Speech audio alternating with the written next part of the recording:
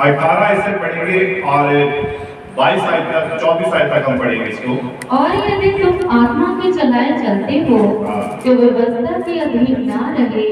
शरीर के काम तो प्रकट हैं, अर्थात व्यभिचार, गंदे काम, लुचपन, मूर्ति पूजा, टोना, बैर, झगड़ा, ईर्ष्या, क्रोध, विरोध, फूट, विधर्म, दाहमत वालापन, लीला कीड़ा और इनके जैसे और काम है। इनके विषय में मैं तुमसे पहले से कह देता हूँ, जैसा पहले कह भी चुका हूँ, कि ऐसे ऐसे काम करने वाले परमेश्वर के राज्य के वारिस ना होंगे। पर आत्मा का फल प्रेम, आनंद, शांति, धीरज, कृपा, भलाई, विश्वास, नम्रता और संयम है। ऐसे ऐसे कामों के विरोध में कोई भी व्यवस्था नहीं। और जो मसीह यीशु के हैं, उन्होंने शरीर को उसकी लालसाओं और अभिलाषाओं समेत क्रूस पर चढ़ा दिया है। यदि हम आत्मा के द्वारा जीवित हैं, तो आत्मा के अनुसार चले भी। हम घमंडी होकर ना एक दूसरे को छेड़ें और ना एक दूसरे से डर करें। Hallelujah, hallelujah, hallelujah. आइए हम सभी अपने सिरों को झुकाएंगे, आंखों को बंद करेंगे और दुआ में जाएंगे। पवित्र पवित्र पवित्र सेनाओं की यहोवा, पवित्र परमेश्वर तेरा धन्यवाद करते हैं पिता, खास करके इस सुंदर बढ़िया समय के लिए जो समय तूने हमें दिया कि हम तेरे पाक और पवित्र नाम को महिमा दे प्रभु। और विश्वास करते हैं कि प्रभु जो लोग प्रभु तेरे वचन को पढ़ते हैं, तेरे वचन को सुनते हैं और तेरे वचन के अनुसार चलते हैं, वही लोग धन्य हैं मेरे पिता।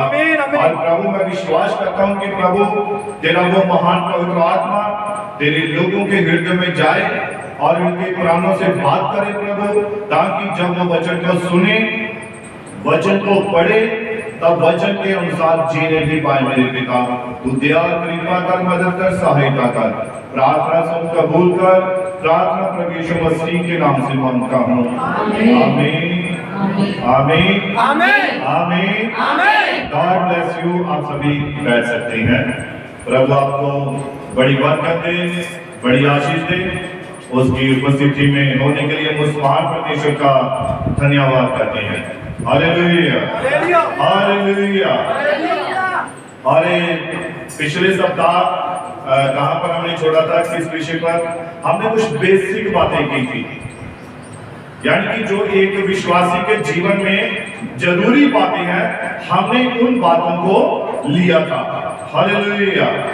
और ये जरूरी है कि एक विश्वासी वो वचन की छोटी छोटी बातों के ऊपर पूरा पूरा ध्यान दे और वचन को सुनना, वचन को पढ़ना और वचन को मानना, यही एक विश्वासी के लिए धन्यवाद है। Hallelujah, hallelujah, hallelujah, hallelujah, hallelujah, hallelujah. बड़ी ऊंची आवाज में hallelujah, hallelujah, hallelujah, hallelujah, hallelujah, hallelujah, hallelujah, hallelujah. 3 बार हो गया। आमीन। 3 बार में प्रभु अपने काम सिद्ध करता है। आमीन। ठीक है, प्रभु बरकत दे, आशीष दे। जोश के साथ बैठना है। ठीक है, वचन आ रहा है, कलाम आ रहा है और आपने अपने हृदय को खोल देना है, मनों को खोलना है, ताकि वचन सीधा कहां जाए? हृदय में जाए, हृदय में जाए। और सबसे जरूरी बात, कानों को भी खोलना है। ऐसा ना मन खोल दे लेकिन कान बंद रहे, तब वचन अंदर नहीं जाएगा। Hallelujah, hallelujah. और जैसा कि बाइबल कहती है कि बोलने से सुनना ज्यादा अच्छा है ना? तो इसलिए सुनने के लिए आपके कान तत्पर रहे। Hallelujah, hallelujah. और पिछली बार हमने आकान के ऊपर जो प्रचार किया था, उसके ऊपर हमने बातें सुनी थी कि आकान के लालच के कारण इसका परिवार नाश हो गया था। हालेलुया। तो इसीलिए जो नबी कहता है, बाइबल कहती है कि जो शराब है ये हमारे जीवन में जब तक काम करते रहेंगे तब तक हमारे जीवन में पवित्र आत्मा की बेदारी नहीं आ सकती है। हालेलुया। अब आदाम के जीवन में जब पाप आ गया, सारी बेदारी जो थी वो खत्म हो गई थी, सारी आत्मिकता खत्म हो गई थी। हालेलुया। और बाइबल में एक और हम शख्स को देखते हैं जिसका नाम है गेहाजी। और आप गेहाजी के बारे में जानते हैं, ये कौन था? ये अलीशा का चेला था, सेवक था। हालेलुया। और बाइबल कहती है, खुदा का कलाम कहता है कि अलीशा का जो सेवक जिसका नाम गेहाजी था, इसके मन में भी लालच आ गया था। और लालच के कारण ही इसको तो श्राप लगा, इसके परिवार को भी लगा, लेकिन लालच के कारण लिखा है वचन में, श्राप पीढ़ियों पीढ़ी तक चला गया था। आज अगर आप मेरे ख्याल से संसार में जितने भी कोढ़ी व्यक्ति देखेंगे, ये वही श्राप काम कर रहा है, क्योंकि उसको श्राप मिला था, ये श्राप तेरे वंश दर वंश, पीढ़ी दर पीढ़ी आगे आगे चलता रहेगा। हालेलुया। तो हम देखते हैं इसको खुदा के कलाम में, दूसरा राजा 5 अध्याय 20 आयत में हम पढ़ते हैं, यहाँ पर गेहाजी के मन में जब लालच आ गया, और लालच किस कारण से आया?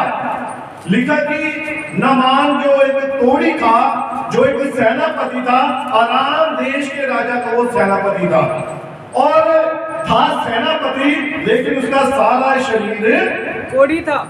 क्या था? कोढ़ी था। कोढ़ी था, सारे शरीर के ऊपर कोढ़ पड़ा हुआ था। और देखिए, लेकिन उसकी पदवी बहुत ऊंची थी, एक सम्मानित व्यक्ति था, लेकिन फिर भी कोढ़ी था।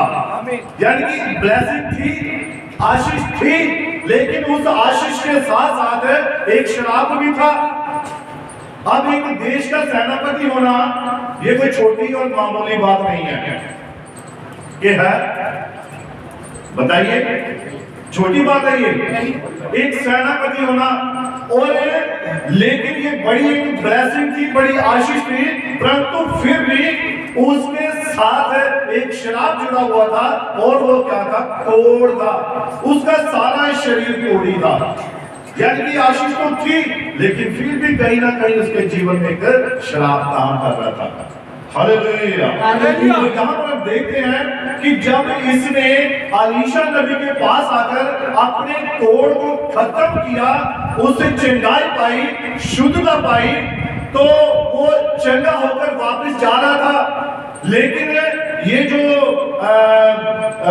सेनापति था, बाइबल कहती है कि ये बहुत सारा धन दौलत, बहुत सारे उपहार, बहुत सारे गिफ्ट लेकर आया था कि ताकि मैं खुदा के जन को दे सकूं, परंतु उसने नहीं लिया।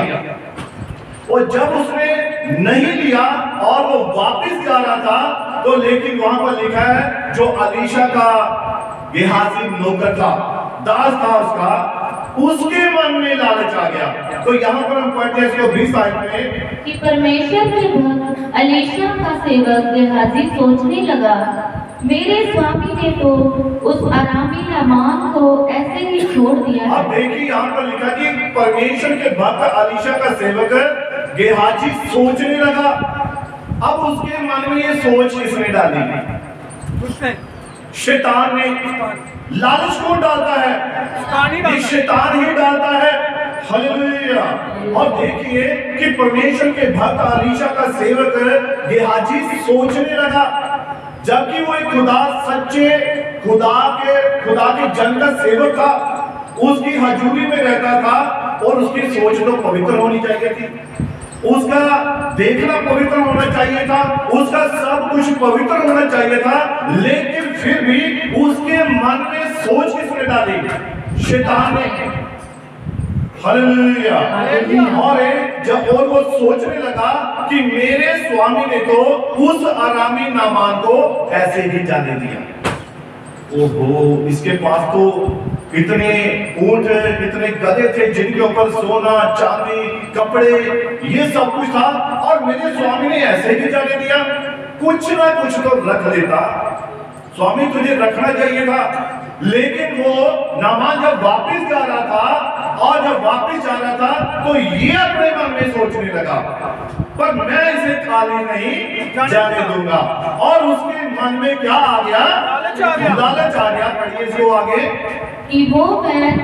कि जो वह ले आया था, कि जो वह ले आया था उसको उसने ना लिया, उसको उसने ना लिया, परंतु यहोवा के जीवन की शपथ, परंतु यहोवा के जीवन की शपथ मैं उसके पीछे दौड़कर हाँ। उससे कुछ ना कुछ ले लूंगा, परंतु मैं उसके पीछे जाकर कुछ ना कुछ उससे ले लूंगा।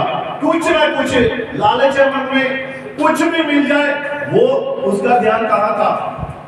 पैसे की तरफ, उसकी ध्यान दौलत की तरफ था। कुछ ना कुछ मैं लेकर आऊंगा। कसम खाई उसने, यहोवा के जीवन की शपथ, मैं कुछ ना कुछ लेकर वापस लौटूंगा, मैं कुछ ना कुछ लेकर ही दम लूंगा। ये उसके मन में सोच थी, ये लालच था। हालेलुया। अब नामान के पास क्या था? अभी जो वो ताजा बीमारी से चंगा हुआ था, ताजा बीमारी से अभी बीमारी उसके आसपास घूम रही थी। उसका कोढ़ उसके आसपास अभी घूम रहा था, क्योंकि अभी वो नामान को छोड़कर साइड में हटा था। और जब पवित्र शास्त्र कहता है कि जब बीमारी या दुष्ट आत्मा किसी मनुष्य में से निकलता है तो वो क्या करता है? साधु अगला क्या था? वो ध्यान रखता है, देखता है कि अब मेरा अगला स्थान कहाँ है, मेरी अगली जगह कहाँ है। अब कोढ़ ताजा निकला था, ताजा वो ठीक हुआ था। हालेलुया। तो इतनी जल्दी कोढ़ भी जाने वाला नहीं था, है ना? कोढ़ जो बीमारी वो भी इतनी जल्दी जाने वाली नहीं थी। उसने भी सोचा ठहर जाती हूँ, शायद मुझे यहाँ मेरा एक नया घर मिल जाए, यहाँ मुझे एक और व्यक्ति मिल जाए, यहाँ से तो मुझे निकाल दिया गया है, तो हो सकता है कोई दूसरा लालची व्यक्ति यहाँ पर हो, कोई ऐसा व्यक्ति हो जिसके अंदर मैं बैठ सकूं। और वो व्यक्ति वहां अपने आप प्रकट हो गया। वो पहले ही था, लेकिन हुआ क्या कि जब उसके मन में लालच आ गया कि मैंने इस आरामी सेनापति को ऐसे ही जाने नहीं दूंगा, यहोवा तेरे जीवन की शपथ।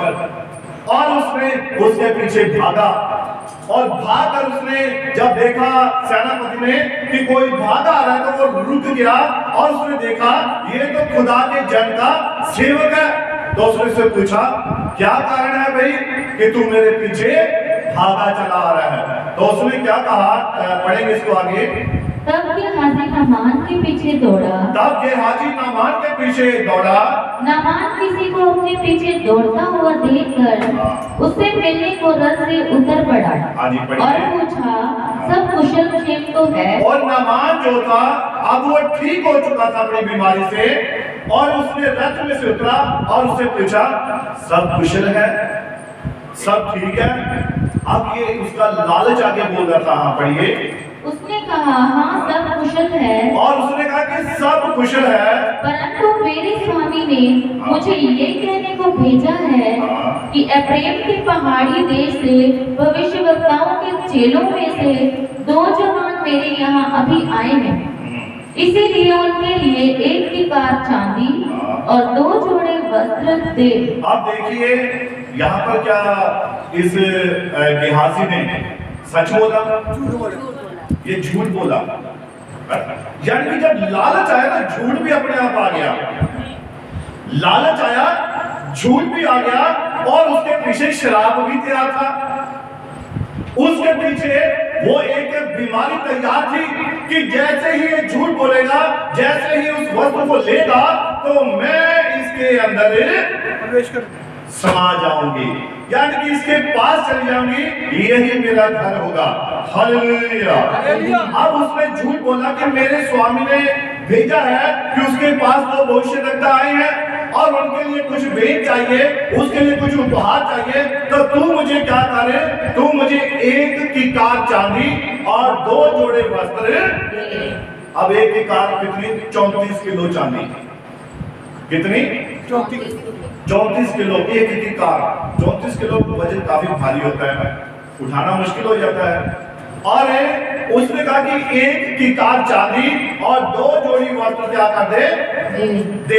लेकिन उसने कितने दिए? ध्यान से सुनना, क्या पढ़िए। नामान ने कहा खुशी से 2 किकार ले लो। खुशी से 2 किकार। 2 किकार। वो तो खुशी से दे रहा है। वो तो बीमारी से छूट चुका है, वो तो कोड़ से आजाद हो चुका है। उसे पता चाहे 10 भी मांगता, मैंने तो देने थे। उसे पता था अगर ये 20 मांगता, मैंने तो देने थे। वो तो खुशी से दे रहा था, आजाद हो चुका था। हालेलुया। लेकिन आगे दूसरा व्यक्ति तैयार था देने के लिए। अब ये सोना चांदी नहीं ले रहा था, वो नामान का कोड़ ले रहा था। वो लालच उसे क्या दिला रहा था? नामान का श्राप जो नामान के ऊपर था, वो गेहाजी लेने के लिए जा रहा था। आप पढ़िए इसको आगे। तब उसने उससे बहुत विनती करके 2 किकार चांदी अलग थैलियों में बांधकर 2 जोड़े वस्त्र समेत अपने 2 सेवकों पर लाद दिया। अब यानी कि कितनी चांदी होगी उसके पास है? 2 किकार। 2 किकार यानी कि 38 किलो है। 34 गुना 68 68। और अपने सेवकों को लाकर भेज दिया। अब ये कोई चांदी नहीं थी, ये कपड़े नहीं थे, ये उसका श्राप था जो लाद कर लेकर जा रहा था, और ये उसका लालच था जो ये काम उसे करवा रहा था। हाँ पढ़िए। और वे उन्हें उसके आगे आगे ले चले। हाँ जी। जब वह टीले के पास पहुंचा, तब उसने उन वस्तुओं को उनसे लेकर घर में रख दिया। और उसने उन वस्तुओं को कहाँ रखा? घर में। अब यहाँ पर देखिए, इस बात का थोड़ा कंपैरिजन कीजिए। अकान जो था उसने वो जो शिनार देश का ओढ़ना और चांदी और सोना लेकर कहाँ रखा था? मिट्टी में दबाया, अपने घर में, अपने तंबू में। अब इसने यहाँ पर 2 किकार चांदी ली है, वस्त्र ली है। अब ये उन्हें कहाँ लेकर जा रहा है? अपने घर में ले जाकर। अब उसका घर कौन था? उसका मन। क्या तुम नहीं जानते कि तुम परमेश्वर का मंदिर हो? परमेश्वर का आत्मा तुम्हारे अंदर वास करता है। हम परमेश्वर का घर है, हम परमेश्वर का मंदिर है। जब हम ऐसी अशुद्ध वस्तुएं, लालच की वस्तुएं अपने अंदर लेकर जाते हैं, तो हम खुदा के भवन को अशुद्ध कर रहे होते हैं और हम श्राप के अधीन आ जाते हैं। हालेलुया। अब इसने क्या किया? इसने उन वस्तुओं को लिया और अपने घर में ले जाकर रख दिया और उनसे क्या किया? उन्हें विदा किया। और आगे सुनिए, आगे क्या हुआ? आप पढ़िए। और उन मनुष्यों को विदा किया और वे चले गए। तब वह भीतर जाकर अपने स्वामी के सामने खड़ा हुआ। अब वो बड़ी शरीफी के साथ, ईमानदारी के साथ अपने स्वामी के सामने जाकर खड़ा हो गया। कुछ नहीं किया, सब काम मेरा दुरुस्त हो गया है, फिट कर दिया है मैंने, चांदी को संभाल कर रख दिया है, कपड़ों को मैंने संभाल कर रख लिया है, मैंने कुछ नहीं किया। और अपने स्वामी के सामने जाकर सीधा जाकर खड़ा हो गया। लेकिन स्वामी स्वामी होता है, खुदा खुदा ही होता है, परमेश्वर परमेश्वर ही होता है। वो आपकी एक एक बात को जानता है, वो सब जानता है। और यहाँ पर एलीशा नबी ने उससे क्या पूछा? पढ़िए। एलीशा ने उससे पूछा, हे गेहाजी, तू कहाँ से आता है? और एलीशा ने उससे पूछा, हे गेहाजी, तू कहाँ से आता है? हाँ। उसने कहा, तेरा दास तो कहीं नहीं गया। फिर झूठ बोला। पहले एक झूठ बोला, अब फिर झूठ। तेरा दास तो कहीं नहीं गया, यही सेवा कर रहा था, मैं यहाँ पोछे लगा रहा था, मैं यहाँ ये कर रहा था, मैं वहां वो कर रहा था, कहीं नहीं गया स्वामी, मैं तो यही था। अब उसने झूठ पर झूठ, एक झूठ कितने झूठ बुलवाता है? 100 से भी आजकल ज्यादा हो जाते हैं, लेकिन एक झूठ बड़ा 100 के बराबर भी हो जाता है कई बार, इतना भारी झूठ होता है। तो इसीलिए वो अब एक झूठ बोला, लेकिन उसके साथ उसे और झूठ पर झूठ बोलने पड़ रहे थे, और ये कि लालच के कारण। और जब लालच आया तो अब उसके ऊपर श्राप आने वाला था।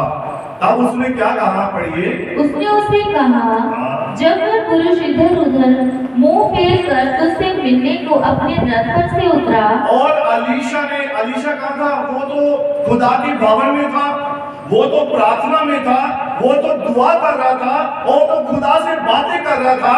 और अब अलीशा को कौन दिखा रहा था परमेश्वर दिखा कि रहा है। तेरा दास किसके साथ बातें कर रहा है, तेरा दास किसके पास जा रहा है, तेरा सेवक किससे क्या लेना है, ये सब यहोवा परमेश्वर उसे दिखा रहा था। दिखा रहा था। हाँ पढ़िए।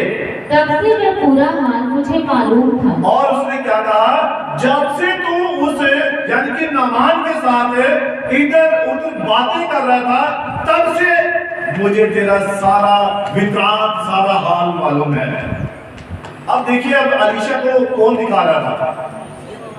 क्या उसने कोई स्क्रीन लगा रखी थी या उसने कैमरा लगा रखा था? उस वक्त तो ना तो कैमरे थे, ना स्क्रीन थी, ना ही कुछ ऐसी बात थी। और सबसे तीव्र काम करने वाला खुदा का वचन था, खुदा का आत्मा था, जो उस वक्त अलीशा के अंदर था। और वो उसे दिखाना था कि मेरा दास। और देखो क्लियर, ऐसा तो नेटवर्क 5G 6G 7G भी नहीं क्लियर दिखा सकता जैसा उसने अलीशा को दिखाया।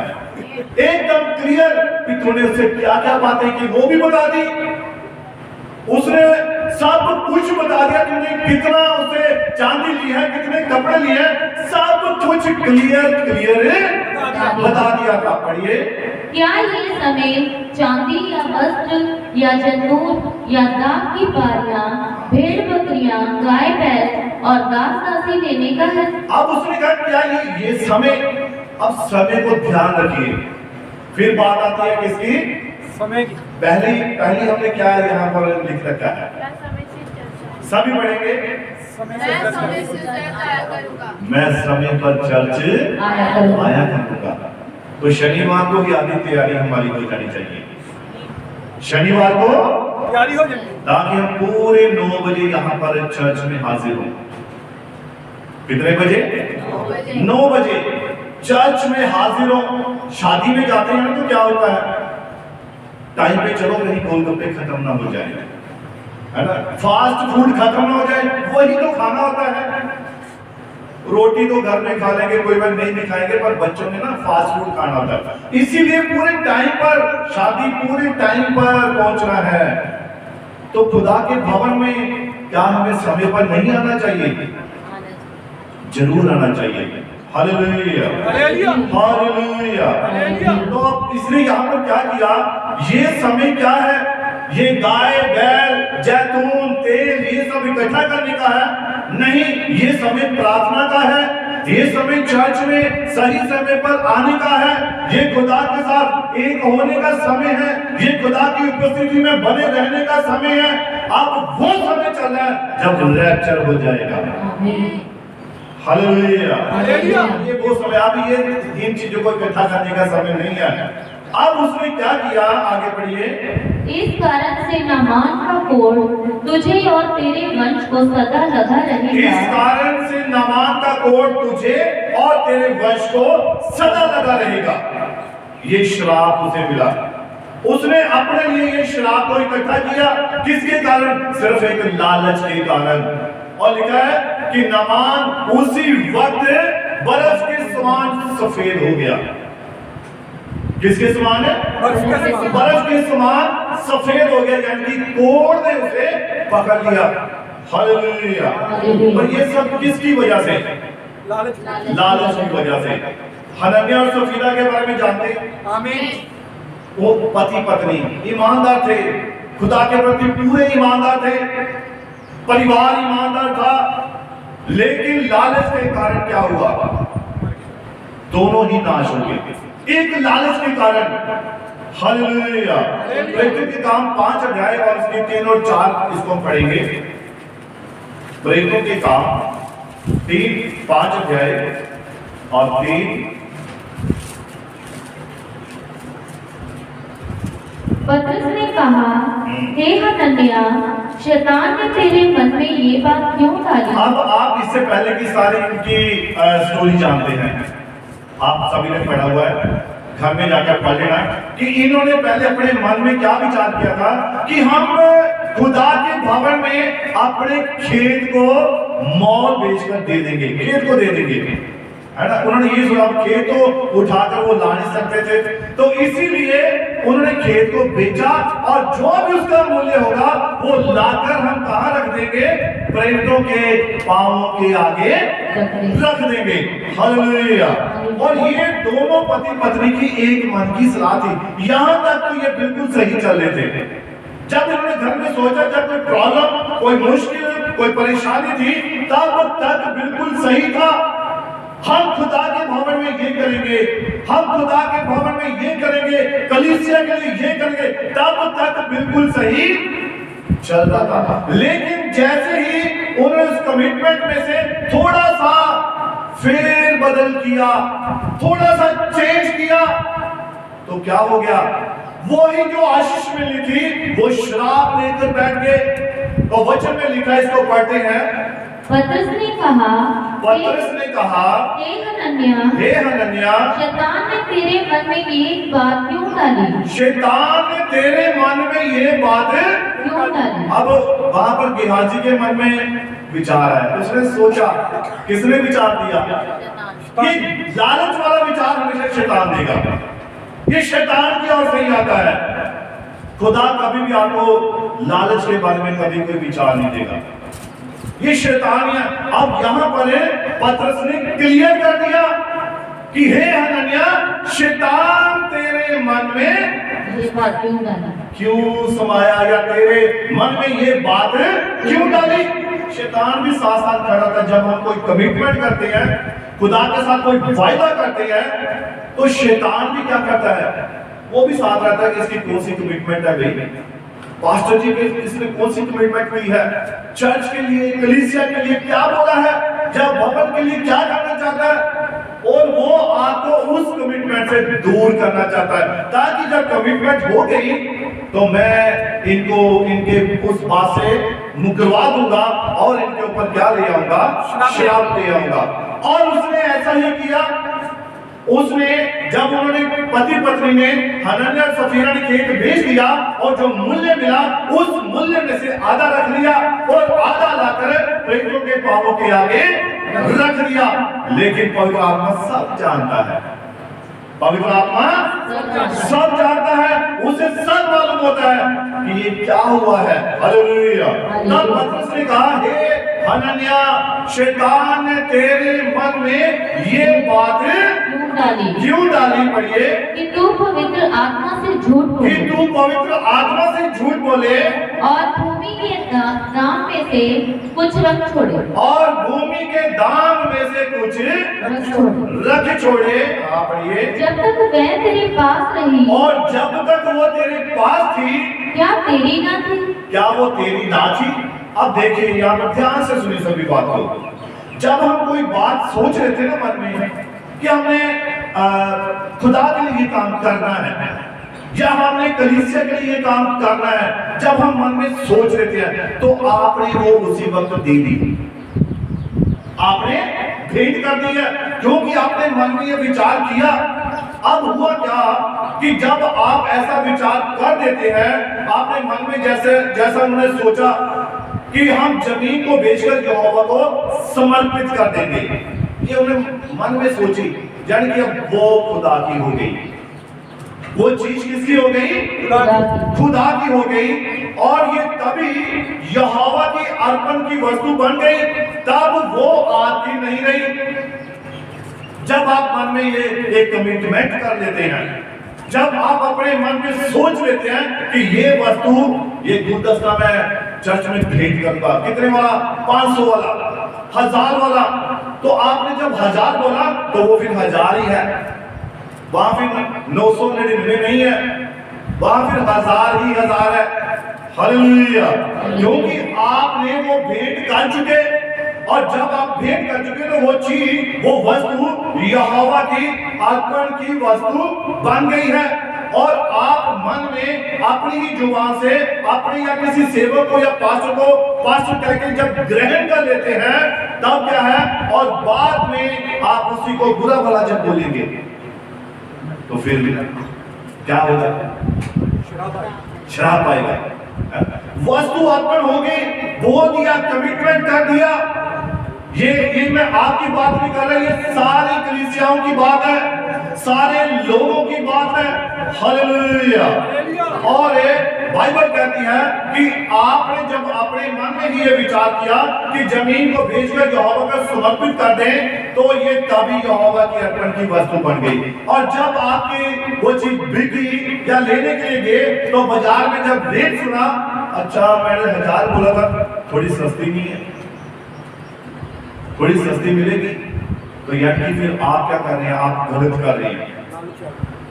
आपके मन में लालच आ गया 1000 की जगह, चलो कोई बात नहीं, ये गुलदस्ता ही देना है, तो गुलदस्ता तो छोटा है चाहे बड़ा है, गुलदस्ता गुलदस्ता ही है, वो काम भी चाहे छोटा चाहे बड़ा है, ऐसा ही होता है।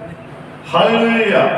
तो यहाँ पर ध्यान से सुनिए बातों को कि आपने अपने मन में जब विचार कर लेते हैं, तो आप खुदा को भेंट कर चुके। अब उसमें से आप रत्ती भर भी घटा बढ़ा नहीं सकते हैं। हालेलुया। नहीं तो क्या है? नहीं तो शराब तैयार है। तो पतरस ने कहा कि हे हनन्याह, शैतान ने तेरे मन में ये बात क्यों डाली कि तू पवित्र आत्मा से झूठ बोले? दूसरे शब्दों में कि शैतान ने तेरे मन में ये बात क्यों डाली कि तू अपने सेवक के खिलाफ बातें करे, तू अपने कलीसिया के खिलाफ बातें करे? ये मन में बातें कौन डालता है? शैतान ही डालता है। और ध्यान से सुने, ये बहुत ही जरूरी बात है, गौर से सुनिए। बालाम था, बालाम नबी, सभी जानते हैं इसके बारे में।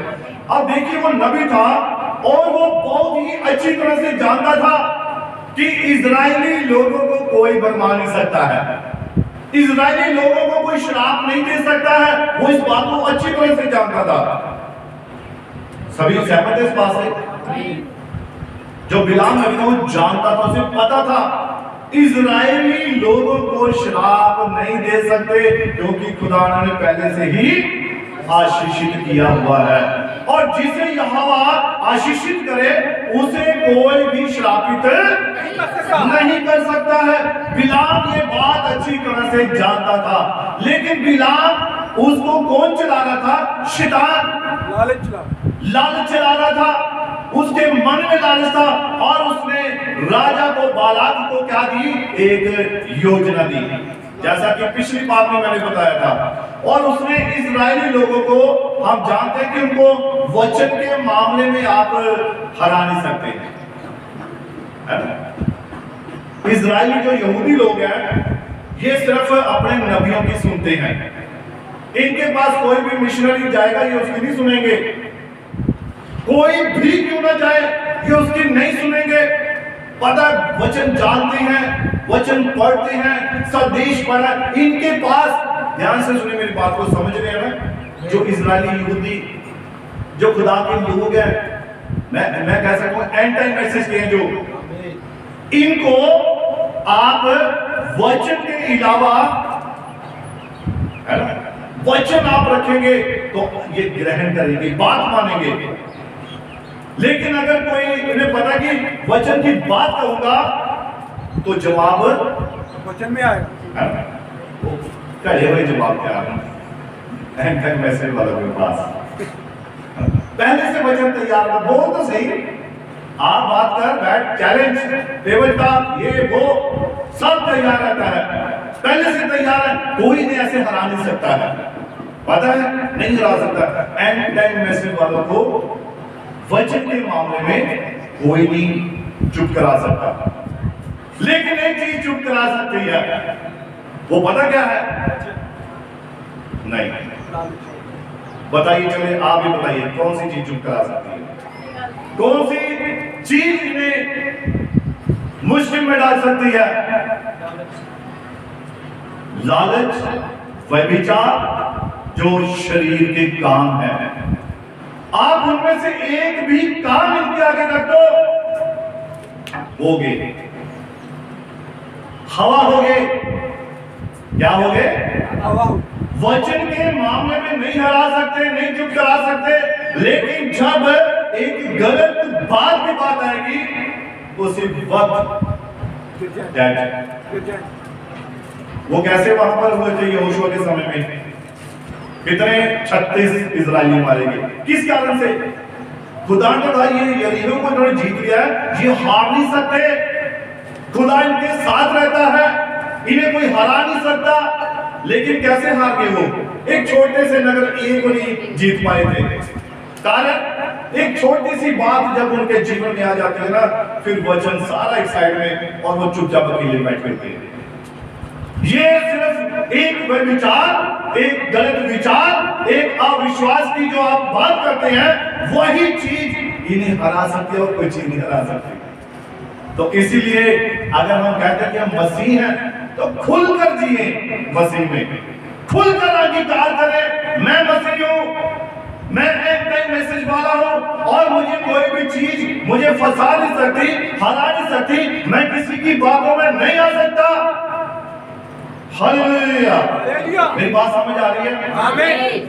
समझ आ रही है ना? आमीन। कि हमें कोई भी व्यक्ति इतनी जल्दी भरमा नहीं सकता। मैं कहता हूं इससे फिर अच्छे यहूदी हैं जो अपने नबियों के सिवाय और किसी की नहीं सुनते हैं। सीधे तौर पर कहूं, अपने पास्टर के सिवाय वो किसी की बात नहीं मानते हैं। Hallelujah, hallelujah, hallelujah. यही बात एंड टाइम मैसेज वालों में आज के विश्वासियों के जीवन में होनी चाहिए।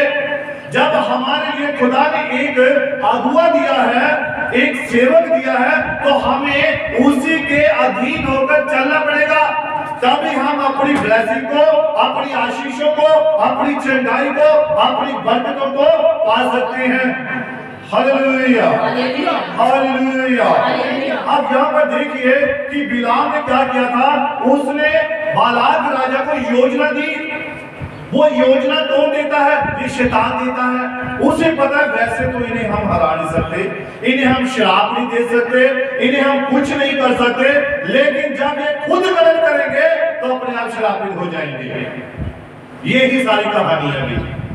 यहीं पर सारा क्या है, दामोदर फिट हो रखा है। यहीं पर सारी क्या है, योजना है। कोई भी चीज एक विश्वासी को हरा नहीं सकती है जब तक वो वचन के साथ जुड़ा हुआ है। लेकिन जब वो खुद गलती करेगा, खुद गुनाह करेगा, खुद पाप करेगा, तो वो उसी टाइम शराब के अधीन आ जाएगा। Hallelujah, hallelujah. और देखिए परंतु बालाम की शिक्षा क्या थी? बालाम ने राजा को एक विचार दिया कि ये कौम अपने खुदा के सिवा किसी की नहीं सुनती और उसको तरीके हैं मनवाने के।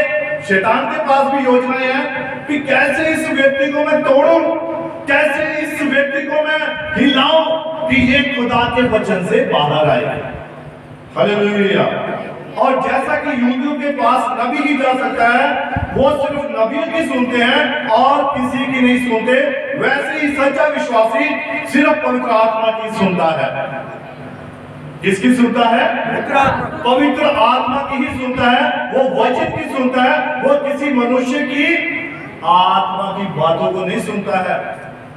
वो सिर्फ पवित्र आत्मा जो कहता है। कोई भी बात होती है, आप पहले दुआ में जाएं, प्रार्थना करें, खुदा से पूछें कि प्रभु मैंने ये काम करना है तो क्या मुझे करना चाहिए? खुदा जरूर बताएगा और 101% आपको बताएगा, जवाब देगा। वो खामोश खुदा नहीं है, वो जवाब देने वाला खुदा है, जिंदा खुदा है। हालेलुया। इसीलिए अगर आपके पास आपके सेवक के बगैर कोई भी व्यक्ति आता है, अगर वो आपके पास्टर के खिलाफ, चर्च के सदस्यों के खिलाफ बात कर रहा है, तो उस व्यक्ति को अपने से दूर रखें। वो शैतान की ओर से है। किसकी ओर से? शैतान की ओर। क्योंकि अब समय ऐसा चल रहा है, समय चल रहा है ऐसा कि शैतान हर कलीसिया को तोड़ना चाहता है। वो विश्वासियों को विश्वास से गिराना चाहता है। इसीलिए हमें क्या करना है? हमें शैतान की बातों को परखना होता है। और शैतान का स्वभाव क्या है? वो शुरू से ही झूठ बोलता है, शुरू से। क्योंकि वो ऐसा करके आपको भी वचन से दूर कर रहा है, सच्चाई से दूर कर रहा है, आपका ध्यान आत्मिक बातों से भटका कर शैतान की बातों पर लगा रहा है ताकि आप शराब होकर नाश हो जाए। ये शैतान की योजना है। हालेलुया। क्या आप जानते हैं, अब ये खास बात है, बड़ी खास बात आ रही है। क्या आप जानते हैं कि आप अपने पुरखाओं के श्रापों को भुगत रहे हैं? मालूम है ये बात? बहुत सारे लोग अपने पुरखाओं के श्रापों को भुगत रहे हैं। और देखिए, ये सिर्फ बाइबल सिखाती है हाउ टू ब्रेक जनरेशनल कर्स, कि कैसे हम अपने पुरखाओं के पापों से, श्रापों से मुक्त हो सकते हैं, आजाद हो सकते हैं, या हम कैसे उन्हें तोड़ सकते हैं। और लोगों को पता नहीं होता कि हमारे ऊपर हमारे पुरखाओं का पाप चल रहा है, वो श्राप चल रहा है। अब देखिए, नामान इतना बड़ा सेनापति लेकिन फिर भी कोढ़ी था, और खुदा ने इतना बड़ा से पद दिया हुआ था, इतनी बड़ी पदवी दे रखी थी, लेकिन उस पदवी के साथ वो कोढ़ी भी था। इतनी बड़ी आशीष थी उसके पास। एक देश का सेनापति होना छोटी बात नहीं है। तो कई बार होता है कि हम सोचते हैं कि हमारा सब कुछ सही है, लेकिन फिर भी कहीं ना कहीं कोई ना कोई घर में ऐसा स्थान होता है, ऐसी जगह होती है, ऐसा व्यक्ति होता है जिसके कारण क्या होता है कि हमें लगता है कि हमारे ऊपर श्राप हमारे पुरखाओं का काम कर रहा है।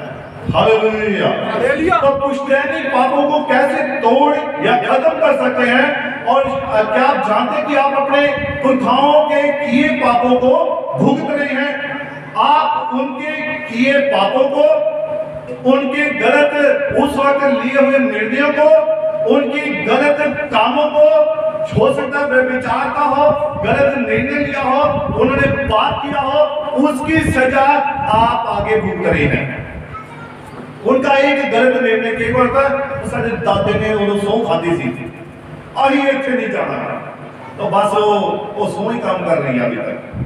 पुरखाओं के श्राप पीढ़ी दर पीढ़ी आगे चलते रहते हैं। हाउ टू ब्रेक जनरेशनल कर्स जो है, कैसे तोड़ सकते हैं इन्हें? और देखिए, विलाप गीत 5 इसकी 7 है तो पढ़ेंगे। विलाप गीत 5 उसकी 7।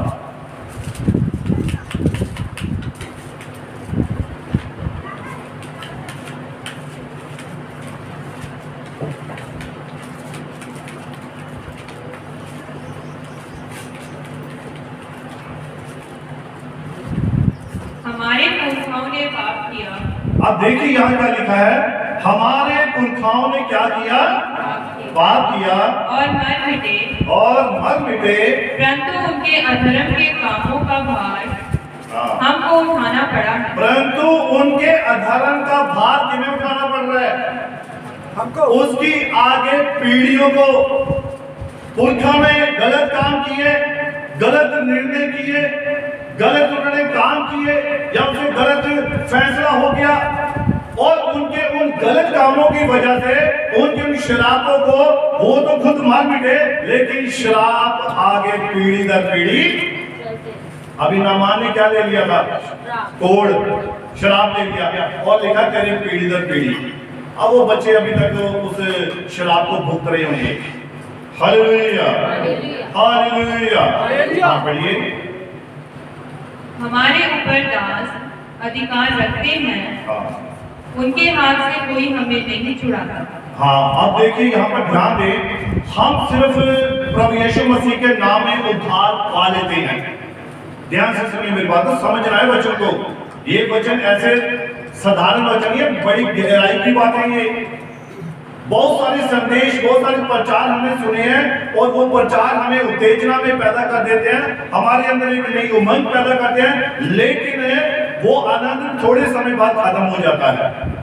हम फिर वैसे के वैसे रहते हैं। कारण जब तक हम इन श्रापों से, इन समस्याओं से आजाद नहीं हो जाते, हमारे जीवन में आनंद कभी बरकरार नहीं रहेगा। क्या रहेगा?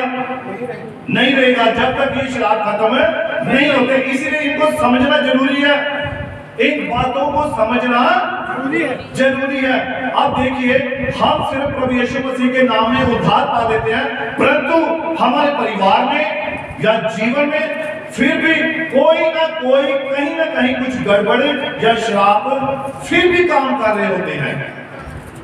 हम कहते हैं कि हमने यीशु मसीह को उद्धारकर्ता स्वीकार कर लिया, मुक्तिदाता स्वीकार कर लिया, परंतु फिर भी कहीं ना कहीं कोई ना कोई घर में, जीवन में कुछ ना कुछ ऐसा स्थान, ऐसी जगह होती है, ऐसा प्रभाव होता है कि शैतान अपने श्राप को हमारे ऊपर बनाए रखता है और हमें मालूम नहीं होता है, और हम इसी दो में रहते हैं। कोई नहीं, मैंने तो बपतिस्मा लिया हुआ है, अब मेरे पाप का दाम हो सकता है वो आपके घर में कोई ऐसा सदस्य हो सकता है वो पुरखाओं का जो श्राप है वो अभी तक वहां पर बना हुआ हो। हालेलुया। तो इसलिए इन बातों को समझना जरूरी है। और आप देखिए, उद्धार पाए व्यक्ति के लिए स्वर्ग का द्वार तो खुला है। मेरी बात को ध्यान से समझिए, ध्यान से सुनना वचन को। यहीं पर बस हमें मुक्त होना, छुटकारा पाना है। हम सब कुछ हम जानते हैं, बाइबल को पढ़ते हैं, हम प्रभु भोज में लेते हैं, हम चर्च में भी आते हैं, हम सब कुछ करते हैं, लेकिन फिर भी कहीं ना कहीं कोई गड़बड़े होती है। अब देखिए, उद्धार पाए व्यक्ति के लिए स्वर्ग का द्वार खुल चुका है, परंतु अभी तक उसकी जिंदगी में कुछ स्थान, कुछ हिस्से नरक बने होते हैं। होता है ना ऐसा कई बार, हम देखते हैं, लोगों के जीवन में देखते हैं। हालेलुया।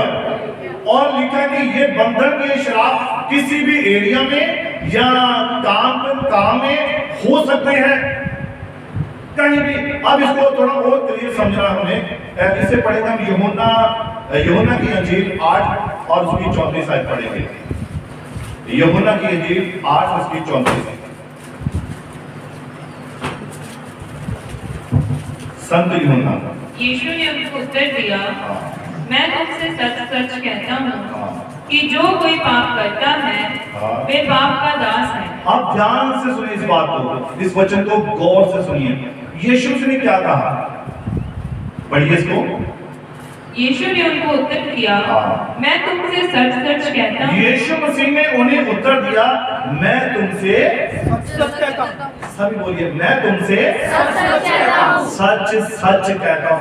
यीशु मसीह कभी झूठ नहीं बोलता है, ये बात में 100% सही है।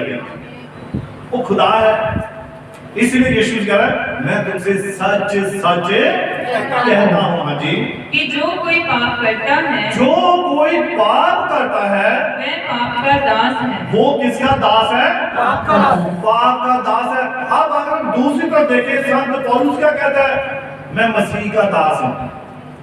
किसका दास हूँ? मैं मसीह का दास हूँ, मैं मसीह का कैदी हूँ। यानी कि कोई मसीह का कैदी है तो कोई पाप का भी कैदी है, कोई पाप का भी दास है, उसके भी सेवक है। हालेलुया। हाँ पढ़िए। दास सदा घर में नहीं रहता, और दास सदा घर में नहीं रहता, पुत्र सदा रहता है। लेकिन पुत्र जो है वो सदा घर में रहता है। अब आपका बच्चा आपके बेडरूम तक, आपके हर कोने में जाएगा, आप उसे नहीं रोकते हैं। लेकिन अगर आप घर में नौकर होगा, दास होगा, आप उसे यहाँ से आगे नहीं जाने देंगे, वो जाएगा भी नहीं, क्योंकि उसे खुद ही पता मैं क्या हूँ, मैं दास हूँ। लेकिन आपका बेटा, आपकी बेटी, आपका बच्चा, आपकी संतान, वो आपके पूरे घर में चारों कोनों में घूम फिर सकेंगे। कैसे? आजाद होकर। वो दास नहीं है, वो नौकर नहीं है। इसीलिए इससे पहले इसके 32 आयत में हम पढ़ते हैं, वहां लिखा है, यीशु से कहा है, जिससे पुत्र आजाद करे वो ही स्वतंत्र है। ऐसा ही इसके पढ़ लीजिए इसको। तुम सत्य को जानोगे और सत्य तुम्हें स्वतंत्र करेगा। तुम सत्य को जानोगे और सत्य तुम्हें क्या करेगा? स्वतंत्र करेगा, आजाद करेगा। और सच क्या है? यीशु मसीह ने कहा, राह मैं हूं, सच्चाई मैं हूं और जीवन भी मैं हूं। हालेलुया। हाँ पढ़िए इसको और आगे। उन्होंने उसको उत्तर दिया, हम तो अब्राहम के के वंश से हैं। आप देखिए ये यीशु मसीह कहने कह रहा है उन सदूकियों से, फरीसियों से जो उसे बहस कर रहे हैं। यीशु मसीह से क्या कर रहे हैं? बहस कर रहे हैं, वचन की बहस हो रही है। यीशु मसीह कहता है मैं खुदा की ओर से भेजा हुआ हूं। वो कहते तू कैसे हो सकता है भाई? वो विश्वास नहीं कर रहे थे। लेकिन यहाँ पर उन्होंने क्या कहा, पढ़िए। उन्होंने उसको उत्तर दिया, हम तो अब्राहम के वंश से हैं। उन्होंने क्या जवाब दिया? हम नौकर नहीं है। वो जानते थे कि हम अब्राहम की असली संतान है। ये जानते थे व्यवस्था पढ़ने वाले कि हम अब्राहम की असली संतान है। तो एक नौकर की भी संतान थी जो इश्माइल से थी, है ना, दासी की संतान हाजिरा, और उससे जो पुत्र पैदा हुआ इश्माइल, उसकी अलग संतान थी। और ये अपने आप में हम तो किसके, हम तो सारा की संतान है, अब्राहम की संतान है, हम तो असल मालिक की संतान है, हम आजाद है।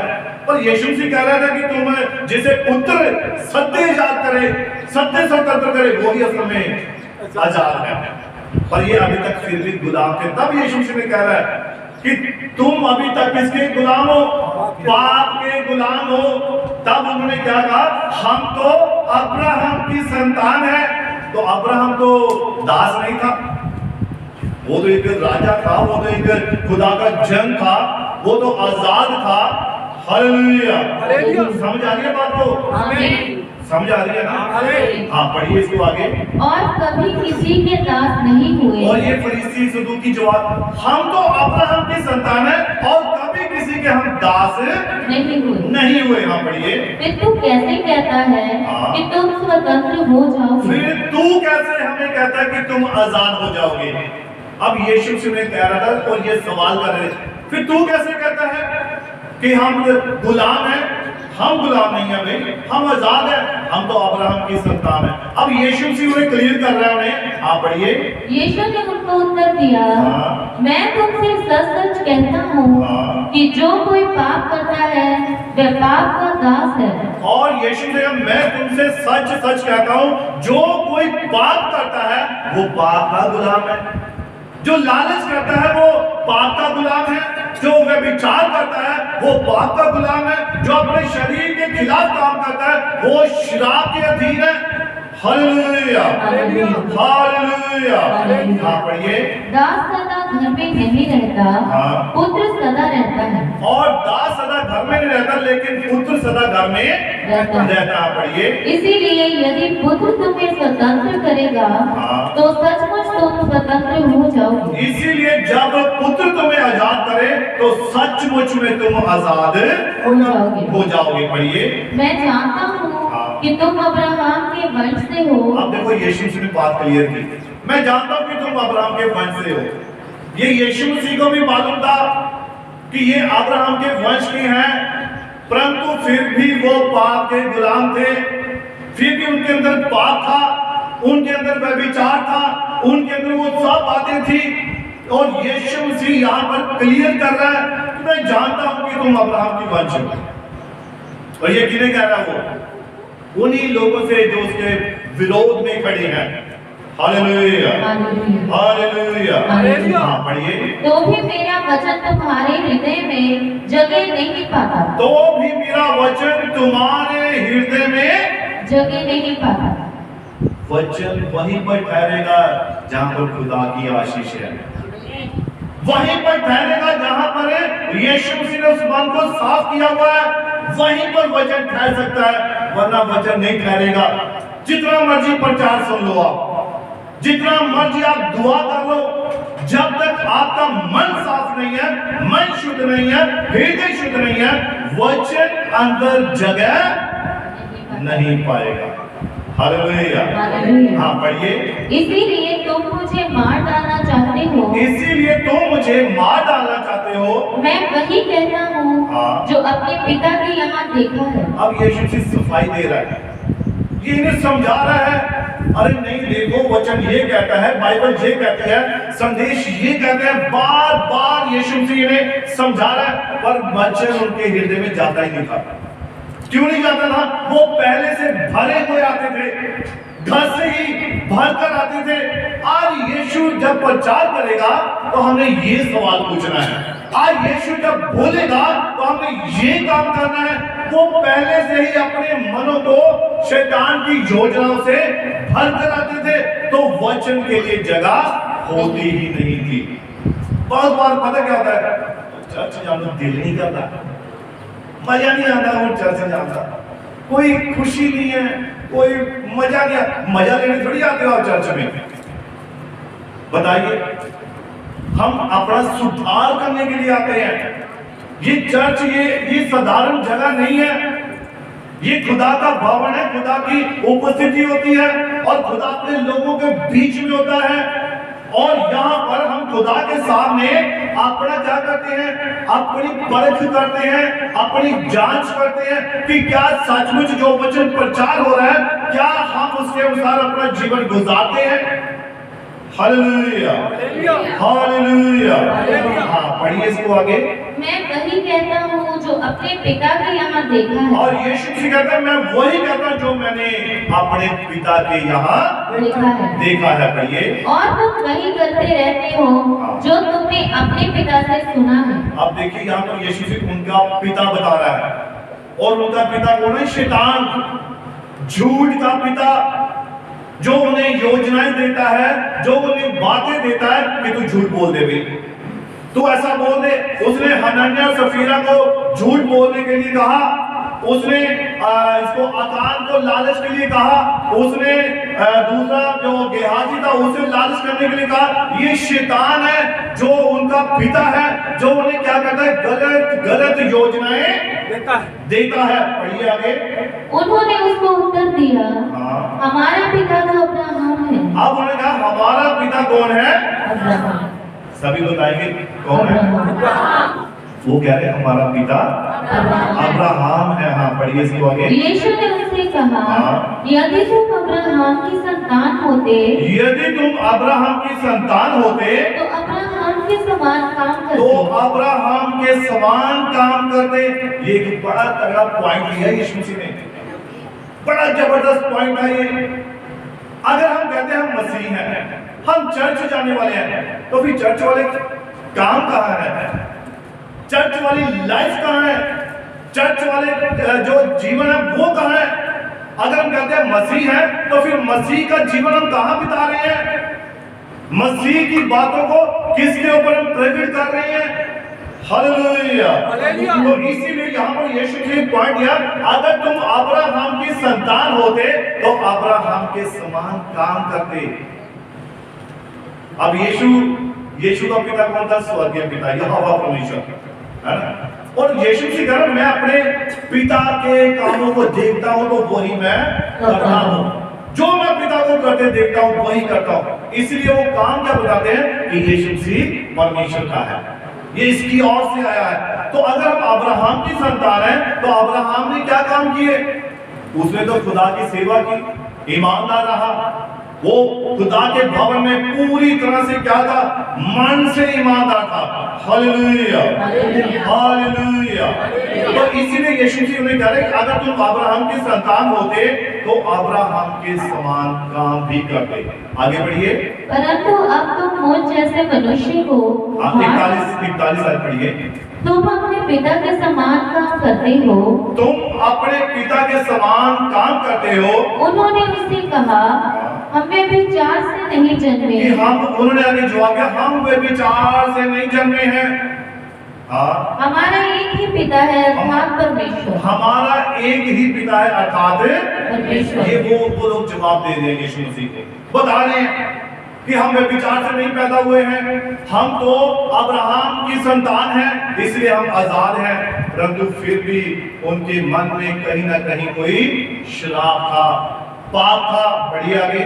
यीशु ने उनसे कहा, यदि परमेश्वर तुम्हारा पिता होता, और यदि परमेश्वर तुम्हारा पिता होता, तो तुम मुझसे प्रेम रखते। तो तुम मुझसे प्रेम रखते। अब देखिए, जो खुदा की ओर से आता है और जो एक विश्वासी होता है, वो आत्मा को परख लेता है। क्या करता है? आत्मा को परख लेता है। लेकिन बाइबल कहती है, हर एक आत्मा की प्रतीति ना करो, हर एक आत्मा की, परंतु आत्मा को परखो। अब आप कैसे परख सकते हैं आत्मा को? आत्मा तो दिखाई देता है, फिर आप कैसे परख सकते हैं? उनके कामों से। पेड़ जो है वो किससे पहचाना जाता है? फलों से पहचाना जाता है। तो मनुष्य जो है वो उसके कामों के द्वारा ही पहचाना जाता है, और उसके काम ही बताते हैं इसका पिता कौन है। उसके काम ही इसका पिता किससे पैदा हुआ है। और हम कहते हैं कि हम पवित्र आत्मा के द्वारा पैदा हुए हैं, तो फिर हमारा जीवन पवित्र आत्मा वाला होना चाहिए, वो काम प्रकट होने चाहिए, तब हम कह सकते हैं कि हमारा पिता स्वर्गीय पिता है और वो पवित्र है। Hallelujah, hallelujah. आप पढ़िए जल्दी जल्दी इसको। क्योंकि मैं परमेश्वर की ओर से आया हूँ, क्योंकि मैं परमेश्वर की ओर से आया हूँ, मैं आपसे नहीं आया, हाँ। परंतु उसी ने मुझे भेजा। और उसी ने मुझे भेजा। तुम मेरी बात क्यों नहीं समझते? तुम मेरी बात क्यों नहीं समझते? इसीलिए कि तुम मेरा वचन सुन नहीं सकते। इसीलिए कि तुम मेरा वचन सुन नहीं सुन सकते। नहीं सकते। पढ़िए। तुम अपने पिता शैतान से हो, तुम अपने पिता शैतान से हो, और अपने पिता की लालसाओं को पूरा करना चाहते हो। और अपने पिता की लालसाओं को पूरा करना चाहते हो। पढ़िए। वह तो आरंभ से हत्यारा है, हाँ पढ़िए। और सत्य पर स्थिर ना रहा, और वो शुरू से ही क्या है? हथियारा है, और सत्य में सच उसमें है ही नहीं, क्योंकि सत्य उसमें है ही नहीं। हाँ जी। जब वह झूठ बोलता, और जब वह झूठ बोलता, तो अपने स्वभाव ही से बोलता है। वो अपने स्वभाव, उसका स्वभाव झूठ बोला है, अपने आप झूठ निकलाएगा, अपने आप ही प्रकट हो जाएगा। आप घर में कुछ गलत कर देंगे ना, बच्चे या माता पिता कुछ भी, कई बार होता है, तो थोड़ा सा भी गलत हो गया, बच्चों ने पूछ लिया, माता पिता ने किया, नहीं नहीं मैंने पता नहीं कितने पैसे थे, टॉफी देते ही, चॉकलेट देते ही, लड्डू मैं नहीं खाते, पता कितने खाए सारे खुद ही हैं। तो स्वभाव आ जाता है वैसा ही, क्योंकि शैतान पास कर रहा, कोई बात नहीं, मैं तेरे साथ में बोलते झूठ है, शाबाश शाबाश। उसे पता है जब झूठ बोलेगा तो ये शराब के अधीन आएगा, है ना। कोई भी किसी की भी ये बात है। हालेलुया। तो इसीलिए लिखा है, क्योंकि उसमें सत्य है ही नहीं। जब वह झूठ बोलता है तो अपने स्वभाव ही से बोलता है, क्योंकि वह झूठा है और झूठ का बाप है। अरे झूठ कहता प्यो है, ये झूठ कहता पिता है। तो इसीलिए ये मैं इसलिए आपको यहाँ पर थोड़ी बात क्लियर की थी कि यीशु मसीह ने भी क्लियर कर दिया था कि वो अब्राहम की संतान जरूर थे, परंतु फिर भी उनका बाप कोई और था, उनका पिता कोई और था। हालेलुया। इसीलिए शराब उनके जीवन में काम कर रहे थे। अब मैं आपको बताना चाहता हूं कि शराब जो है उद्धार पाए व्यक्ति के लिए स्वर्ग का द्वार खुल चुका है, परंतु अभी तक उसकी जिंदगी में कुछ स्थान, कुछ हिस्से ऐसे होते हैं जो नरक बने हुए होते हैं। हालेलुया। और ये बंधन, शराब किसी भी एरिया में काम कर सकते हैं। हो सकता है वो आपके काम में काम कर रहे हो, वो शराब जो है आपके व्यापार में वो शराब हो सकता है उस घर में संतान ना हो रही हो, ये शराब हो सकता है उस परिवार में शांति ना हो, ये शराब हो सकता है उस परिवार। अब आपने देखा होगा ना, कई बार कहते हैं इस गांव में बड़ी विधवाएं होती हैं, जो भी जाता है शादी होती है विधवा हो जाती है। कई बार कुछ गांव, कुछ स्थान ऐसे होते हैं जो श्रापित होते हैं, कुछ जगहें ऐसी होती हैं जो श्रापित होती हैं। हालेलुया। वहां पर कभी कुछ हो ही नहीं सकता। आप किसी फलदार पौधे को, पेड़ को आप बंजर जमीन में लगाइए, वहां होगा वो फल नहीं दे पाएगा, क्योंकि वो जगह जंगली है, वो बंजर जमीन है, वहां कुछ नहीं होगा। लेकिन वो एक श्रापित जगह है। हालेलुया। इसलिए ये बंधन की शराब किसी भी एरिया में काम कर सकते हैं, कहीं भी काम कर सकते हैं। हालेलुया। अब देखिए उदाहरण के तौर पर विवाह का भी एक बंधन होता है। ये भी शराब का विवाह नहीं होता है, शादी नहीं होती है, बड़े रिश्ते देख लेते हैं, पर कभी जब भी होगा टूट जाएगा, ये होगा वो हो जाएगा। और कई बार संतान ना होना ये भी एक शराब है। 15-15 साल, 20-20 साल किसी के औलाद नहीं होती है। हालेलुया। और देखिए लड़का या बच्चा संतान का बीमारी, ये एक बंधन है। बीमारी भी क्या है? एक जो पुष्टों से चली आती है, रोग या बीमारी या बंधन, कोई भी काम करो आप उसमें सफल नहीं होते हैं, ये एक शराब है। और ये शराब या बंधन, कई लोग चुगली के बंधन में होते हैं। शरीर के जो काम है अभी हमने पढ़े हैं, वह विचार करना, टोना करना, ये भी शराब है। जादू टोना करना, ये भी क्या है, एक शराब है। और यहाँ पर जितने भी हमने गलेशियंस में पढ़े हैं ना, ये सब शराब ही है। ये आप देखिए, वह विचार, सबसे पहले शरीर के काम, ये भी एक शराब है। और देखिए गंदे काम, ये भी एक शराब है। लुचपन करना, ये भी एक शराब है। मूर्ति पूजा, ये शराब है। टोना, बैर, झगड़ा, ईर्ष्या करना, ये भी शराब है। जो ईर्ष्या करते हैं एक दूसरे से, मन में डाल रखते हैं, ये भी एक शराब है। क्रोध जल्दी आना, ये भी एक शराब है। और क्रोध में मैं इसकी उदाहरण बताना चाहता हूँ। एक बहन थी, उसे बड़ा क्रोध आता था, बड़ा ही गुस्सा आता था, और जो गुस्से में उसने कोई भी चीज पकड़नी, पटक देनी। तो उसकी बेटी थी, 2 बेटियां, और वो छोटी बेटी वो ज्यादा रो रही थी और वो कपड़े धो रही थी। और उसने किया, बेटी तंग कर रही थी, रोई जा रही थी। उसको इतना गुस्सा, उसे उठाया और वॉश बेसिन में उसने पटक दिया। और जब उसको पटका, वो गिर के फिर उन्हें फिर दोबारा से उठाकर अब डॉक्टर के पास लेकर जा रही है।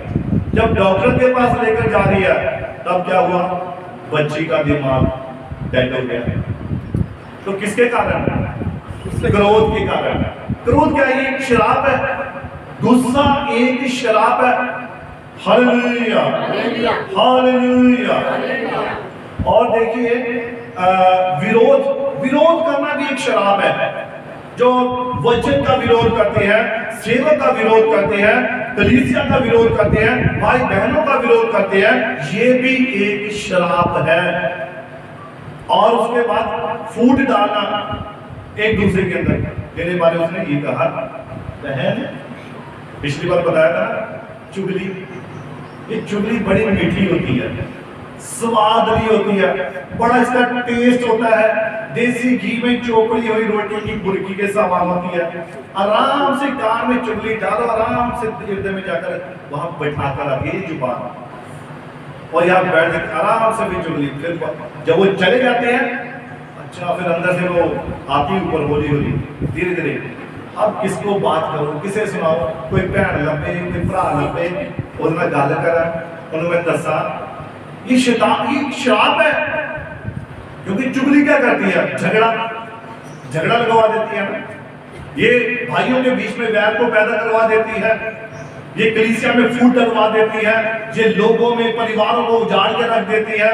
रिश्तेदारी में गलत काम करवा देती है। चुगली, ये फूट, हालेलुया। तो ये सब क्या है? ये श्राप है। और देखिए, विधर्म, दाह, मतवालापन, कई बड़े जल्दी मतवाले हो जाते हैं। घर में मेहमान आ जाए ना, मैं थोड़ा इसको ना दूसरी तरह से बता रहा हूँ। मतवालापन कई होते हैं, मतवाले होते हैं शराब पीकर, है ना, दारू पीकर, वो मतवाले होते, कई होते वैसे ही रोने आगे मच्छर जाते हैं। मेहमान आ गए, बस टीवी, ये वो सब, ये भी है, वो भी है, पता ही नहीं लगता क्या हो रहा है ना।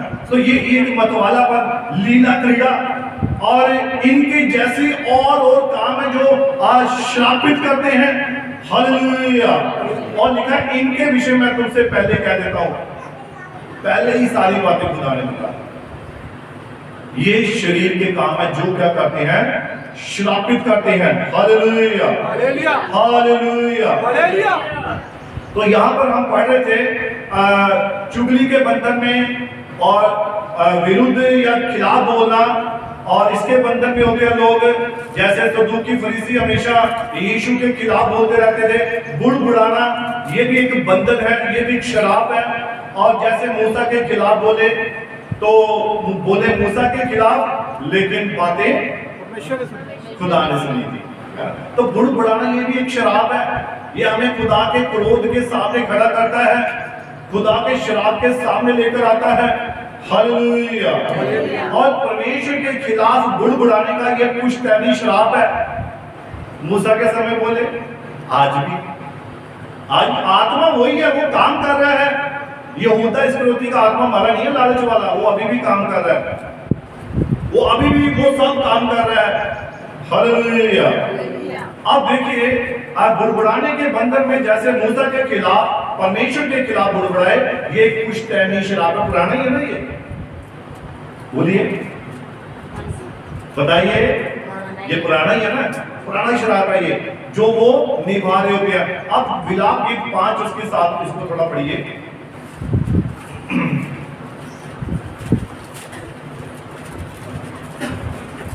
विलाप गीत 5 अध्याय और उसके साथ।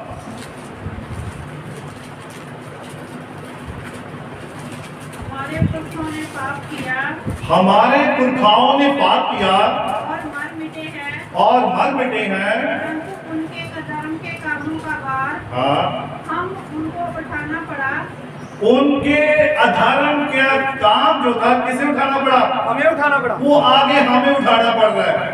वो तो मर मिटे, वो तो खत्म हो गए, वो तो चले गए, लेकिन उनके अधर्म का काम आगे पीढ़ी दर पीढ़ी लोगों को उठाना पड़ रहा है।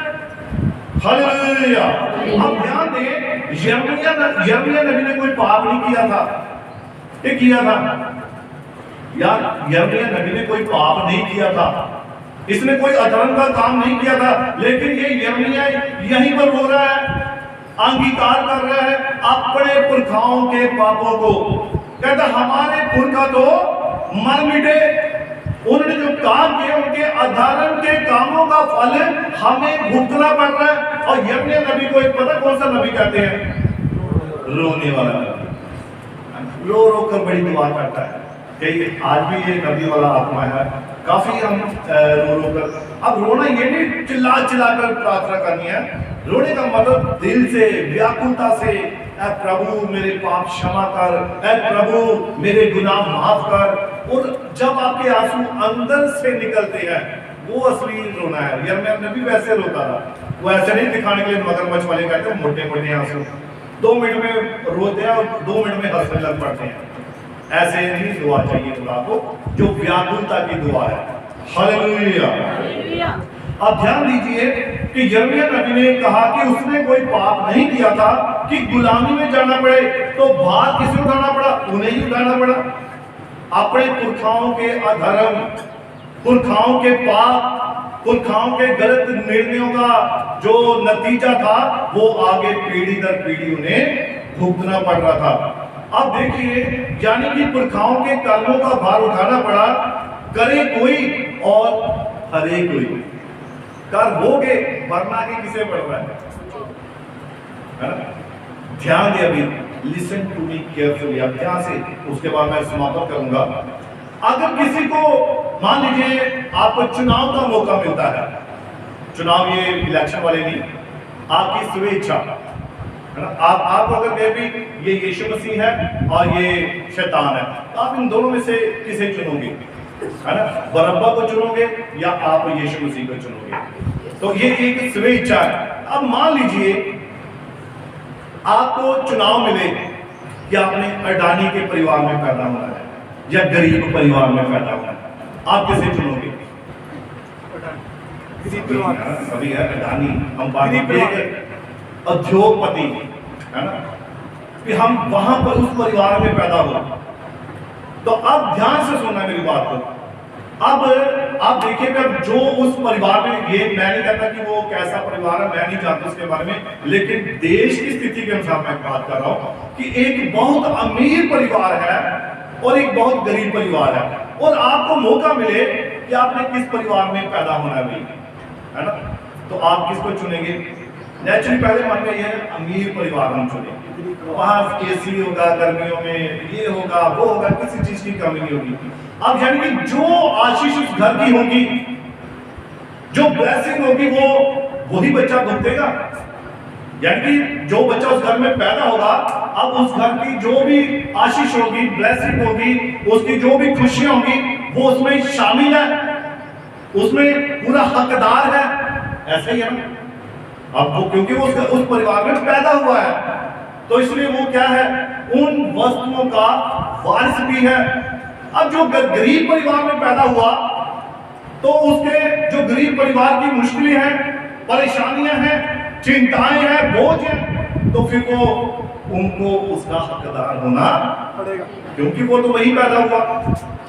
अगर वो अडॉप्ट करे वो अलग बात है, लेकिन जब वो उस परिवार की, गरीब परिवार की जो मुश्किलें हैं, परेशानियां, उसे उन्हीं में जीना पड़ेगा। ऐसा ही होता है, क्योंकि परिवार अब वो तो उसका मुकाबला नहीं कर सकते अमीर परिवार का। तो इसीलिए जो अमीर परिवार की जो ब्लेसिंग है, जो उसकी आशीषें हैं, जो वस्तु हैं, उन सभी को वो इस्तेमाल करेगा, क्योंकि वो उस घर में पैदा हुआ है। तो अगर ये इच्छा मिले तो इसका मतलब कि परमेश्वर अन्यायी है कि वो किसी को अमीर में और किसी को गरीब में, ऐसा फिर परमेश्वर क्यों होने देता है? अगर परमेश्वर चाहता है मेरे बच्चे सदा खुश रहे, तो वो सभी को अमीर परिवार में क्यों नहीं पैदा करता? बताइए, मेरी बात को समझ रही है? कारण क्या है? कारण समझिए, कारण क्या है? यानी कि वो शराब जो पीछे से चले आ रहे हैं, जिन्हें जो उसके ऊपर स्टैंप लगी है, जो उसके बाप दादाओं ने, जो उसके पुरखाओं ने किए, गलत निर्णय किए, गलत काम किए, उसका नतीजा है कि वो उस शराब के अधीन हो। अब मान लीजिए उदाहरण के तौर पर वो अमीर घर में पैदा हो और उसको वो शराब का सामना करना पड़े जो कि उस परिवार का है। ऐसे कैसे हो सकता है? अब स्वर्ग में, मैं कहता हूं स्वर्ग में हम जाएंगे तो वहां पर हम कहें वहां हमें भूख लगे, तो वहां भूख नाम की कोई चीज नहीं है। हम कहें यहाँ में ठंड लग रही है, वहां ठंड नाम की चीज ही नहीं है। हम कहें वहां गर्मी लग रही है, गर्मी नाम की चीज ही नहीं है। तो वहां हम उसकी उम्मीद कैसे कर सकते हैं? कर सकते हैं। जहां पर जो चीज नहीं है वहां पर अगर हो तो इसका मतलब गड़बड़ है। तो इसीलिए वो जो शराब है उसने भुगतना है। अब कोई शराबित व्यक्ति है, गरीबी, आप मान लीजिए वो उसके ऊपर गरीबी का शराब आ गया, तो गरीबी का शराब लेकर वो अमीर में कैसे जा सकता है ना? तो इसीलिए अगर गरीब का शराब है तो वो ऐसे ही परिवार में, ऐसी ही जगह में पैदा होगा जहां पर उसे शराब को भुगतना पड़े। अगर वो अपनी आशीष, एक और बाइबल में देखिए, मैं ध्यान प्रदान इस तरफ लेकर गया, जो अमीर व्यक्ति था संत लूका की इंजील में, लाजर और धनी व्यक्ति, उसके बारे में थोड़ा ध्यान दीजिए। उन दोनों ने धरती के ऊपर ही क्या किया था? जिंदे जीवित उसने दुख भोगे, लेकिन आगे जाकर क्या भोग रहा है? वो सुख भोग रहा है। और वो जीते जी सब कुछ खा पी रहा है, पर आगे उसके लिए दुख ही दुख है। ऐसा ही है, यानी कि वो उस परिवार में पैदा हुआ, लाजर गरीब परिवार में, तो उसको वो दुख भोगना पड़ना था, उसे उन बातों से निकलना पड़ना था, उसे उस शराब को झेलना पड़ना था। इसीलिए वो उस परिवार में पैदा हुआ। खुदा अन्याय नहीं है, ये तो उसका नतीजा है, क्योंकि खुदा सच्चा न्यायी परमेश्वर है। ये उन गलतियों को, उन पुरखाओं के गुनाहों को ही लोग भुगतते हैं, श्रापित होते हैं। इसीलिए कभी वो गरीब, कभी अमीर, है ना, इस स्थिति में पैदा होते हैं। Hallelujah, hallelujah, hallelujah. परंतु नबी कहता है कि ये हमारा चुनाव नहीं है कि हम अमीर घर में पैदा हो या गरीब घर में पैदा हो। ये हमारी मर्जी है, खुदा की मर्जी है कि वो रखना चाहता है। आप ही तूने यहाँ रहकर ये काम इतने टाइम भुगतना है भाई। वो राजा जो था, जो बैल बन गया था, तो उसको कितने वर्ष तक बैल का जीवन गुजारना पड़ना था, वो शापित हो गया था, तो उसको उस टाइम को गुजारना पड़ना था। इसके लिए फिर उसे, अगर वो बैल का जीवन जिए तो क्या बैल महल में जाएगा, महल में रहेगा? तो उसको तो जंगल में जाना था ना, तो उसको फिर वहीं पर ही रहना था उस टाइम को पूरा करने के लिए। हालेलुया। इसीलिए ये हमारा चुनाव नहीं है। तो क्या परमेश्वर अन्याय नहीं कि किसी को अमीर घर में और किसी को गरीब घर में? अब देखिए, अमीर परिवार की आशीषों का आनंद भी वो लेगा जो उस परिवार में पैदा होगा, और गरीब परिवार के दुखों को वो झेलेगा जो उस परिवार में पैदा होगा। Hallelujah, hallelujah, hallelujah, hallelujah. हमारा परमेश्वर स्वेच्छा का परमेश्वर है, और आपके पुरखाओं के पाप कितने ही क्यों ना हो, परंतु यीशु ने हमें मौका दिया है कि यीशु मसीह के नाम में पाप शराब के बंधन से आजाद हो। ये हमारे लिए एक बड़ा सुनहरी मौका है। Hallelujah, hallelujah, hallelujah. तो इसीलिए हमें क्या करना है? प्रभु यीशु मसीह के नाम में बपतिस्मा लेना है। पापों की क्षमा का क्या पाना है? छुटकारा पाना है यीशु मसीह के नाम में। तो इसीलिए प्रभु आपको बड़ी बरकत दे, बड़ी आशीष दे। God bless you. हमें जानने के कारण हर काम जो है वो सही में और व्यवस्था में होना चाहिए। प्रभु आप सभी को बड़ी